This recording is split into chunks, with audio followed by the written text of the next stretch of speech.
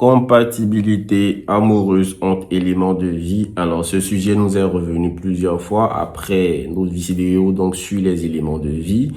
Alors, aujourd'hui, nous allons aborder cette question-là. Est-ce qu'il existe une incompatibilité amoureuse entre des éléments de vie?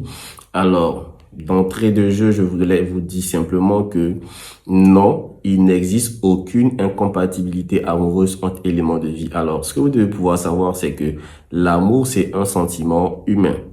Les éléments de vie sont l'influence de l'univers donc dans votre vie. On va dire les capacités avec lesquelles vous naissez, vos dons naturels, vos capacités intrinsèques, vos forces, vos faiblesses, vos interdits et ce qui vous permet de vous orienter professionnellement. Par contre, l'amour, c'est un sentiment normal, c'est un sentiment humain. Et bien sûr, donc le couple, c'est une complémentarité. Ce que vous devez pouvoir avoir comme détail, c'est que les éléments de vie fonctionnent tout comme la nature fonctionne. Alors, de la même manière que le feu a besoin, bien sûr, donc d'air pour pouvoir se propager, de la même manière que l'air a bien sûr donc besoin de pouvoir s'étendre dans la nature, de la même manière que la terre a besoin d'eau pour pouvoir porter des fruits, de la même manière que l'eau a besoin du feu pour pouvoir se réchauffer. Et bien, c'est cette complémentarité qu'il y a lorsqu'on se met en couple. Mais il n'y a pas d'interdiction de couple ou de mariage entre des éléments de vie.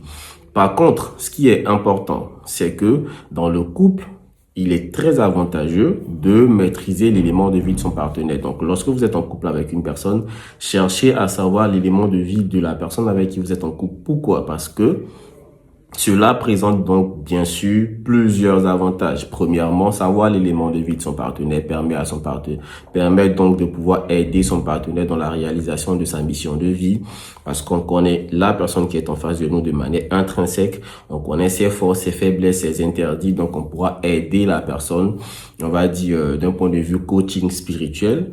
Deuxièmement, connaître l'élément de vie de son partenaire donc vous permet de pouvoir équilibrer votre couple parce que vous savez qui est en face de vous, donc vous n'allez pas être choqué de certaines réactions de votre partenaire.